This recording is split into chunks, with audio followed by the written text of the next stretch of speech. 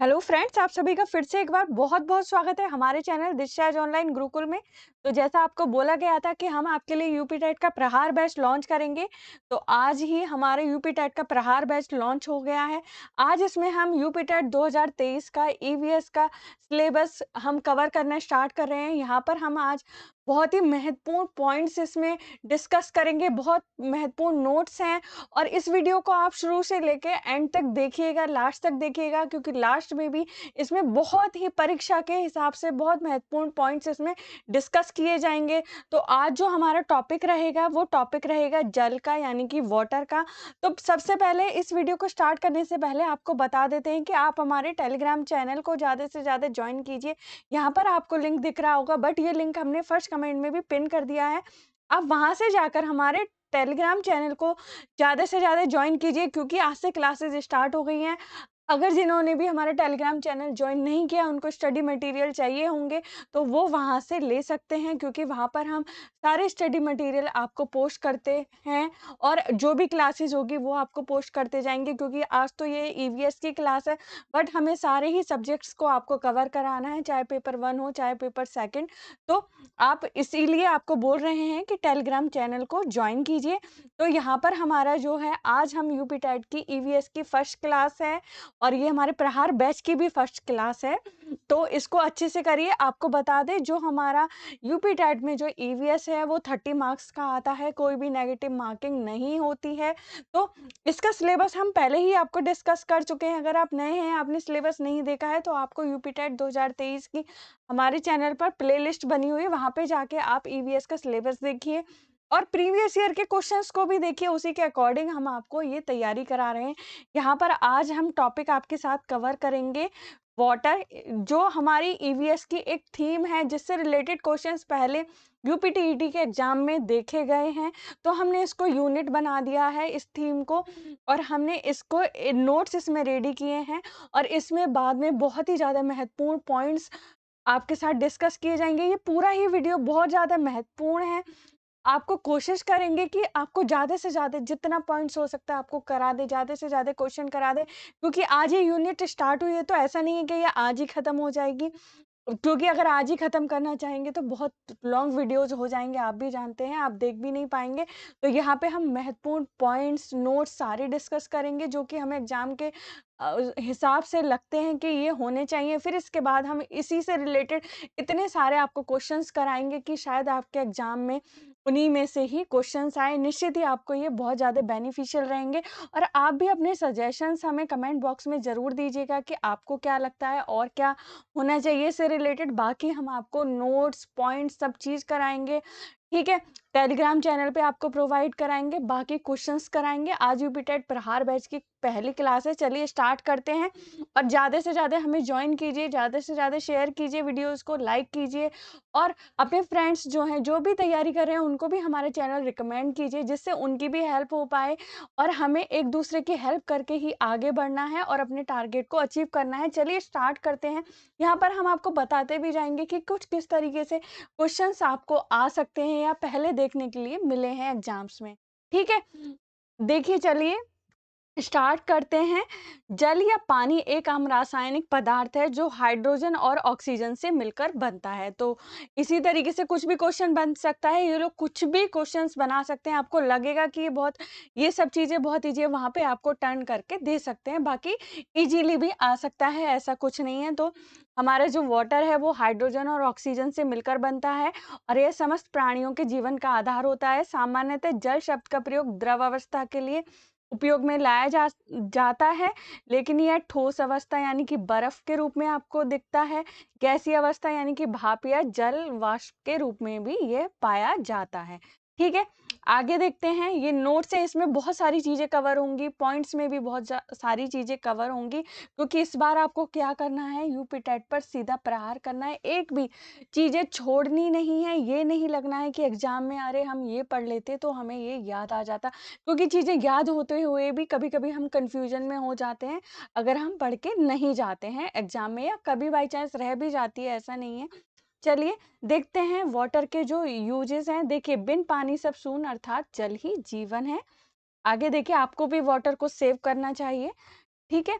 जल का उपयोग विभिन्न कार्य हेतु किया जाता है। इन्हें निम्नलिखित पॉइंट से समझ सकते हैं हम। विद्युत उत्पन्न करने व आग बुझाने हेतु ये उपयोग में लाया जाता है।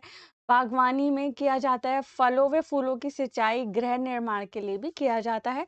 जल का उपयोग खाना पकाने, कपड़ा धोने, स्नान करने, खेतों की सिंचाई आदि कार्यों में किया जाता है। और वाटर का उपयोग मनोरंजन के साधनों के रूप में भी किया जाता है, जैसा कि आप सब जानते होंगे।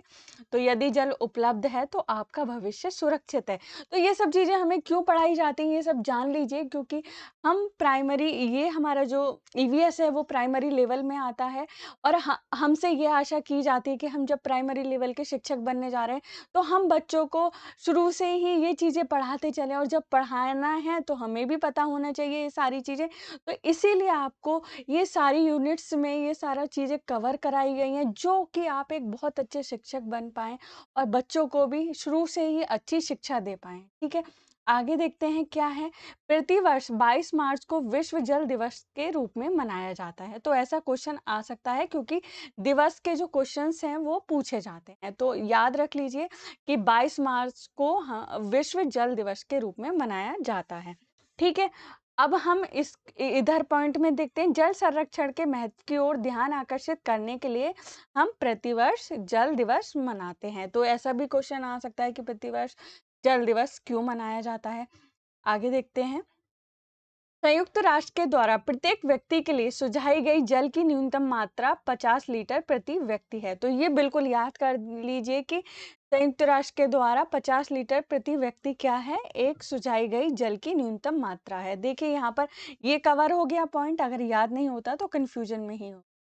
यह मात्रा, एक मिनट, प्रतिदिन लगभग 2.5 बाल्टी जल के बराबर है। ठीक है? आगे देखते हैं। जल के स्रोत क्या-क्या हैं? समुद्र प्राकृतिक जो है, वो समुद्र जो है वो प्राकृतिक जल का सबसे बड़ा स्रोत है, आपको भी पता होगा। झील, नदी, तालाब वर्षा जल के मुख्य स्रोत हैं। तो ऐसा क्वेश्चन आ सकता है कि वर्षा जल के मुख्य स्रोत कौन-कौन से हैं? अब देखिए, ताजा जल के मुख्य स्रोत कौन-कौन से हैं? कुआँ, नलकूप, हैंडपंप और ताजा जल के मुख्य स्रोत हैं। ठीक है?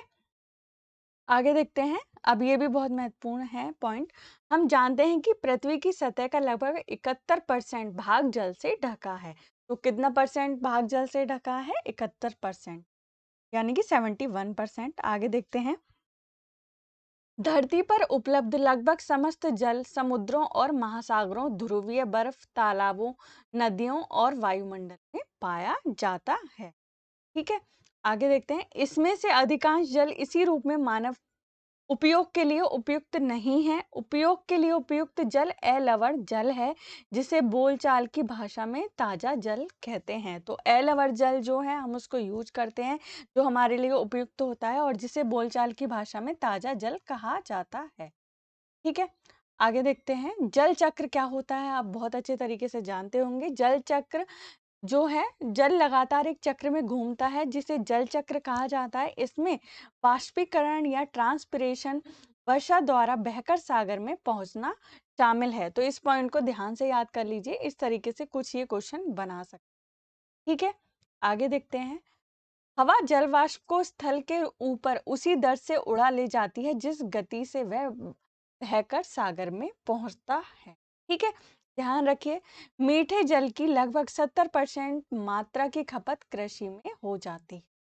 तो ये बहुत महत्वपूर्ण पॉइंट है कि कितने परसेंट जल की जो खपत है कृषि में हो जाती है मीठे जल की, वो 70%।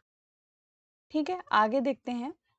जल की अवस्था आपको ऊपर भी बता दिया, द्रव अवस्था, ठोस अवस्था, गैसीय अवस्था। ठीक है? तो द्रव अवस्था में जल महासागरों, झीलों, नदियों के अतिरिक्त भूतल के नीचे मौसम जल के रूप में पाया जाता है। और ठोस अवस्था में जल बर्फ और हिम के रूप में पृथ्वी के ध्रुवों पर बर्फ छत्रक, बर्फ से ढके पर्वतों और हिमनदों, जिनको ग्लेशियर बोलते हैं, इसमें पाया जाता है। गैसीय अवस्था में जल हमारे आसपास भी वायु में जल वाष्प के रूप में उपस्थित रहता है।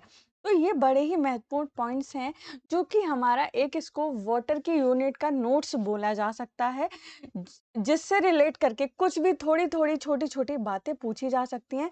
अभी इसके बाद इसी वीडियो में बहुत ही महत्वपूर्ण पॉइंट्स हैं, उनको भी जरूर देखिएगा। ठीक है? अब देखिए यहाँ पर भी हम आपको बताते चलेंगे, वर्षा के रूप में जल हमें प्राप्त होता है, सॉरी जो जल हमें प्राप्त होता है, उसमें से अधिकांश ऐसे ही बह जाता है। यह बहुमूल्य प्राकृतिक संसाधन की बर्बादी है। वर्षा जल का उपयोग भूमिगत जल स्तर की पुनः पूर्ति करने के लिए किया जाता है। इसे जल संग्रहण अथवा वर्षा जल संग्रहण कहते हैं। तो पूछा जा सकता है कि वर्षा जल संग्रहण या जल संग्रहण किसे कहते हैं? अब देखिए ये बड़ा महत्वपूर्ण पॉइंट है। जल संग्रहण के लिए बावड़ी या बांध का प्रयोग किया जाता है। ठीक है? राजस्थान के लोग घर की छतों पर जल का संग्रहण करते हैं। तो ये पूछा जा सकता है कि राजस्थान के लोग घर की सॉरी कहाँ पर जल का संग्रहण करते हैं? और बावड़ी जो है ये भी राजस्थान के ही लोगों का एक जल को संरक्षित करने का एक तरीका है, जिसमें बावड़ी में ये इस जल को संग्रहित किया जाता है। इससे रिलेटेड क्वेश्चन पहले आ चुका है। सिंचाई के लिए बूंद ड्रिप व्यवस्था प्रयोग में लाने से जल का संतुलित संतुलित प्रयोग होता है। तो ड्रिप व्यवस्था ऐसा क्वेश्चन आया था कि सिंचाई के लिए सबसे अच्छी व्यवस्था कौन सी है, और उसमें ऑप्शन दिए गए तो ड्रिप वाली जो व्यवस्था है वो सबसे अच्छी मानी जाती है। ठीक है, ड्रिप सिंचाई व्यवस्था। इसमें कम व्यास के पाइपों द्वारा पौधों को पानी दिया जाता है, जो सीधे उनकी जड़ों तक पहुंचता है। ऐसा क्वेश्चन आया था ड्रिप वाला। एक बावड़ी वाला आया था कि कहाँ पर होता है ये चीज। अब देखिए जल प्रदूषण। झीलों, नदियों, नहरों तथा जल निकायों में विषैले पदार्थों का प्रवेश जल प्रदूषण को जन्म देता है। ठीक है, जल प्रदूषण को क्या जन्म देता है ये चीज। इसके फलस्वरूप जल जो है हमारा दूषित हो जाता है और जल की गुणवत्ता में भी कमी आ जाती है। इससे जलीय पारिस्थितिक भी प्रभावित होता है और भूमि में रिसन के माध्यम से भूमिगत जल भी दूषित होता है। तो ये तो थे इसके महत्वपूर्ण जो इन नोट्स थे, जल के बारे में थोड़ा सा आपको बताना था। ठीक है, अब इसके बाद ये जो एग्जाम पॉइंट्स हैं, जो एग्जाम के लिए बहुत ही महत्वपूर्ण पॉइंट्स हैं, वो हम आपके साथ डिस्कस करने जा रहे हैं।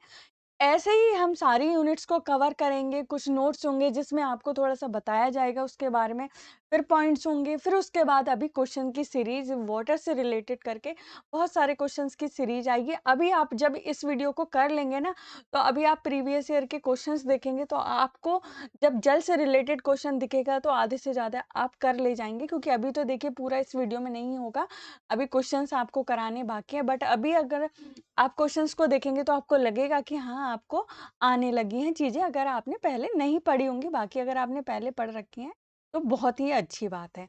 ठीक है? अब देखते हैं, ये बहुत महत्वपूर्ण पॉइंट है, एकदम ध्यान से पढ़िएगा। देखिए, इसीलिए आपको पहले ही बोल दिया था कि इस वीडियो को एंड तक ज़रूर देखिएगा, क्योंकि पहले आपको वाटर के बारे में बताना बहुत ज़रूरी है, क्योंकि कुछ-कुछ पॉइंट्स उसमें भी कवर हो गए हैं, छोटी-छोटी बातें हैं, उससे रिलेट करके ये क्वेश्चंस कुछ भी दे देते हैं। आपने भी प्रीवियस ईयर के क्वेश्चंस देखे होंगे, बट हाँ, देते सिलेबस में ही हैं, ऐसा कुछ नहीं है, बट ये हम पर डिपेंड करता है कि हम कैसे करके उन सब चीज़ों को पढ़ कर आते हैं, किस तरीके से उन चीज़ों को याद करते हैं। ऐसा कुछ भी नहीं है कि भाई सिलेबस से कुछ बाहर आ जाएगा, बट हमें पूरा का पूरा करके जाना होगा। चलिए पढ़ते हैं। आर्सेनिक से जल प्रदूषण की समस्या सबसे अधिक कहाँ पर है? पश्चिम बंगाल में है। ऐसा क्वेश्चन पूछा जाता रहा है। इसके बाद मध्य प्रदेश, राजस्थान और हरियाणा का स्थान है। ठीक है, आर्सेनिक से आर्सेनिक से सॉरी। डब्ल्यूएचओ के अनुसार आर्सेनिक के लगातार संपर्क में आने से त्वचा संबंधी समस्याएं होती हैं। साथ ही आर्सेनिक न्यूरोलॉजिकल और रिप्रोडक्टिव सिस्टम को प्रभावित करने के अलावा हृदय संबंधी समस्याओं और डायबिटीज, श्वसन और गैस्ट्रो इंटेस्टाइनल रोगों और कैंसर का कारण बनता है। तो ऐसा भी कुछ पूछा जा सकता है। आगे देखते हैं, भूमिगत जल के प्रमुख प्रदूषक तत्व माने जाते हैं। क्या-क्या माने जाते हैं? ऐसा क्वेश्चन बिल्कुल पूछा जा सकता है, ध्यान से, क्योंकि ऐसे आर्सेनिक से रिलेटेड क्वेश्चन रिपीटेडली पूछे गए हैं। आर्सेनिक एवं फ्लोराइड। ठीक है? पीने योग्य पानी में आर्सेनिक की अधिकतम अनुमेय मात्रा है। कितनी मात्रा है? 0.05 मिलीग्राम पर लीटर। तो इतनी होनी चाहिए पर लीटर में, 0.05 मिलीग्राम। ठीक है, आगे देखते हैं। तो ये ध्यान कर लीजिए, एकदम याद कर लीजिए अच्छे तरीके से सारी चीज़ों, क्योंकि देखिए यूपी टेट में कुछ इसी तरीके के क्वेश्चंस आपको पूछे जाते हैं। अब जैसे ही आपको अभी हम भी प्रीवियस ईयर के क्वेश्चंस कराएँगे, बहुत सारे क्वेश्चंस कराएँगे, तो आपको थोड़ा आइडिया भी लगता जाएगा। बट आप उन्हीं चीज़ों को आप ध्यान से भी पढ़ लेंगे तो आपके लिए काफ़ी हेल्पफुल रहेगा। हम आपको बताते भी रहेंगे, और बाकी बहुत सारे क्वेश्चंस हम टेलीग्राम चैनल पर पोस्ट करते हैं डेली डेली। अब वहाँ पे आइए, आपको सारी चीज़ें पोस्ट की जाएँगी। अभी ईवीएस की जा रही है। अब धीरे-धीरे आपको क्लासेस भी सारे सब्जेक्ट्स की मिलने लग जाएँगी, क्योंकि अब प्रहार बैच आ ही गया है, तो अब आपको यूपी टेट पर सीधा प्रहार करना है। देखिए, जल में कार्बनिक यौगिकों का मापन क्रोमेटोग्राफी विधि से किया जाता है। देखिए, ऐसा क्वेश्चन आ सकता है कि जल में कार्बनिक यौगिकों का मापन की विधि क्या है? क्रोमेटोग्राफी है, ध्यान से। ब्लैक फुट नामक बीमारी का कारण क्या है? आर्सेनिक की अधिकता होता है। ठीक है। जल प्रदूषण नियंत्रण अधिनियम 1974 में लाया गया। बिल्कुल ध्यान से एकदम। अम्लीय वर्षा के जल का पीएच मान क्या होता है? 4.2 से कम होता है। अभी तो अम्लीय वर्षा से रिलेटेड बहुत सारे क्वेश्चंस कराने हैं। बाकी ये बहुत महत्वपूर्ण पॉइंट है, बिल्कुल ध्यान से एकदम पढ़िए और अपने यूपी टेट पर सीधा प्रहार करके आइए। अम्लीय वर्षा के कारण प्राचीन भवन व मूर्तियों का गलना क्या होता है? स्टोन लेप्रोसी होता है। जो कि आपने ताजमहल का क्षरण आपने सुना होगा। जो अम्लीय वर्षा होती है उसके वजह से ताजमहल की जो इमारत है उसका क्षरण होता है हर साल, तो उसको क्या कहा जाता है? इस घटना को स्टोन लेप्रोसी बोला जाता है। ठीक है। जल पुरुष, इससे रिलेटेड बहुत क्वेश्चन आ सकता है, क्योंकि वाटर जो है वो एक पूरी आउटलाइन ही है यूपी टेट के एग्जाम की। तो ध्यान से देखिए, जिस पर्यावरणविद को जल पुरुष के नाम से जाना जाता है उनका नाम क्या है? राजेंद्र सिंह है उनका नाम। तरुण भारत संघ नामक गैर सरकारी संगठन के चेयरमैन भी राजेंद्र सिंह हैं। अब देखिए, तरुण भारत संघ क्यों इसमें आया, वो बहुत महत्वपूर्ण है। तरुण भारत संघ भारत का गैर सरकारी संगठन है जो कि जल संरक्षण व जल के अनुशासित उपयोग को लेकर लोगों को जागरूक और सतर्क करने का काम करता है। क्योंकि देखिए, वाटर यूनिट है, वाटर थीम है, तो इससे रिलेटेड क्वेश्चन जरूर बन सकता है। ठीक है। प्रदूषित जल निकायों में रहने वाली मछलियां और जीव जल निकाय में ऑक्सीजन की कमी के कारण मरते हैं, ना कि पोषक तत्वों की कमी के कारण। तो पूछा जा सकता है कि जो प्रदूषित जल में जो मछलियां जीव जल है वो सब कैसे मरते हैं? ऑक्सीजन की कमी के कारण, ना कि पोषक तत्वों की कमी के कारण। ठीक है। एक प्रदूषित जल निकाय में कार्बनिक प्रदूषण इतना अधिक होता है कि जीवों को सहारा देने के लिए जल निकाय में डीओ एक बिंदु से अधिक कम हो जाता है, यानी कि डिजॉल्व्ड ऑक्सीजन। ठीक है। डीओ का मतलब डिजॉल्व्ड ऑक्सीजन की मात्रा। ठीक है। जल प्रदूषण की मात्रा को बीओडी के माध्यम से मापा जाता है। अब देखिए, बीओडी की फुल फॉर्म क्या है वो आप देखकर नीचे कमेंट बॉक्स में कमेंट कीजिए। ठीक है। बीओडी के बारे में पढ़िए। बाकी अभी तो बहुत सारी चीजें पढ़नी बाकी हैं, क्योंकि इस बार आपको यूपी टेट पर सीधा प्रहार करना है। फिर आपको, अगर आपका सीटेट का एग्जाम नहीं निकला है तो सीटेट का एग्जाम भी निकालना है। और आपको शिक्षक बनना है, आप हमारे साथ जुड़े रहिए। हम आपको हर एक एग्जाम की तैयारी कराएंगे जो भी शिक्षक बनने से रिलेटेड होता है। और आपको किसी भी चीज को लेके कंफ्यूजन है कि भाई आगे क्या करना है, कैसे करना है, आप अपने क्वेश्चंस कमेंट बॉक्स में कमेंट कर सकते हैं। चाहे तो आप टेलीग्राम चैनल पर भी अपने क्वेश्चंस पूछ सकते हैं, जैसे भी आपको ठीक लगता है। तो आप अपने क्वेश्चंस पूछिए, कोई भी कंफ्यूजन अपने माइंड में मत रखिए, आपको एकदम सही इंफॉर्मेशन प्रोवाइड कराई जाएगी। नदियों में जल प्रदूषण को विघटित ऑक्सीजन की मात्रा से मापा जाता है। ठीक है। विघटित ऑक्सीजन यानी कि डीओ, जो अभी ऊपर बताया, एक माप है जो बताता है कि पानी में कितना ऑक्सीजन घुल जाता है। ठीक है। विघटित ऑक्सीजन की मात्रा वो मात्रा है जो जीवित जलीय जीवों के लिए उपलब्ध है, और विघटित ऑक्सीजन की मात्रा इसकी जल गुणवत्ता को इंगित करती है। देखिए, अभी आपको पढ़ने से ऐसा लग रहा होगा कि ये क्या है, जो चीजें ऐसे आ सकती हैं कि एग्जाम में, आप एक बार एग्जाम को उठाकर देखिए तो आपको समझ आए कि वाटर से रिलेटेड कैसे क्वेश्चंस बनते हैं एग्जाम्स में। देखिए, प्रीवियस ईयर के क्वेश्चंस जो हैं उन्हीं को रिलेट करके थोड़ी सी संभावना जो होती है कि प्रीवियस ईयर में ये आ गया, अब ये आ सकता है, इससे रिलेट करके कुछ आ सकता है। तो उसी तरीके से ये सारे पॉइंट्स आपके लिए बनाए गए हैं। अभी तो क्वेश्चंस भी बनाए गए हैं जो कि आपको बहुत जल्दी मिलेंगे, सारे सब्जेक्ट्स में ऐसे ही मिलते जाएंगे। तो चलिए पढ़ते हैं। एशिया महाद्वीप सबसे अधिक प्रदूषित नदियों वाला महाद्वीप। देखिए, कितना महत्वपूर्ण पॉइंट है। अब देखिए, ये बहुत महत्वपूर्ण पॉइंट है। आइकोनिया क्रैसिपस विश्व की सबसे अधिक समस्या ग्रस्त जलीय खरपतवार है। जिसे टेरर ऑफ बंगाल यानी कि बंगाल का शोक भी कहा जाता है, जिसे और इसको हम हिंदी में जलकुंभी बोलते हैं, आइकोनिया क्रेसिपस।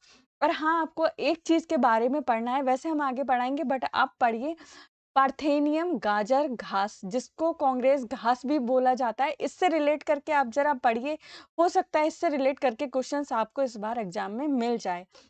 कांग्रेस घास, पार्थेनियम, गाजर घास, ये इसके नाम हैं।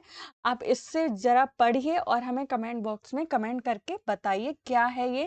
क्योंकि पिछली बार जो क्वेश्चंस देके गए थे वो आइकोनिया क्रेसिपस से देके गए थे। हो सकता है इस बार पार्थेनियम से देखे जाएँ, ठीक है? बाकी यहाँ पे अभी पढ़ाया जाएगा, आज नहीं आगे उसके क्वेश्चंस आपको कराए जाएँगे।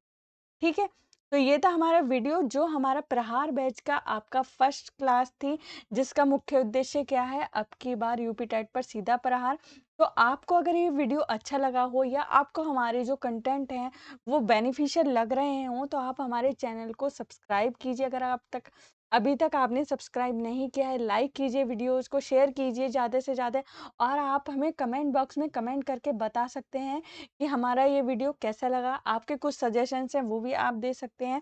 तो हम आपसे नेक्स्ट वीडियो में मिलेंगे, नए अध्याय के साथ फिर से आपसे मिलने वाले हैं।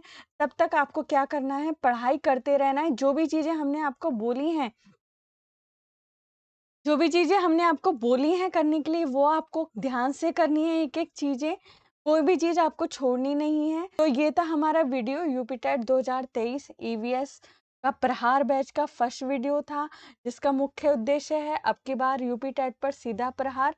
तो अब क्लासेस स्टार्ट हो गई हैं, अब जल्दी ही आपको सारी क्लासेस मिलने लग जाएँगी, वन बाय वन करके। अभी जो जैसे ये वाटर है जो हमने किया है, इससे रिलेटेड अब आपको बहुत सारे क्वेश्चंस कराए जाएँगे। और जितने भी टॉपिक हमने आपको बताए थे ईवीएस के, सारे ही हमें आपको कवर कराने हैं एग्ज़ाम के अकॉर्डिंग। और सारे ही जितने भी सब्जेक्ट्स हैं सब कवर कराए जाएँगे। चलिए आपसे मिलते हैं नेक्स्ट वीडियो में, तब तक के लिए आप पढ़ते जाइए, अपना ध्यान रखिए और एक-दूसरे की हेल्प कीजिए, अपने टारगेट को अचीव कीजिए। जय हिंद, जय भारत।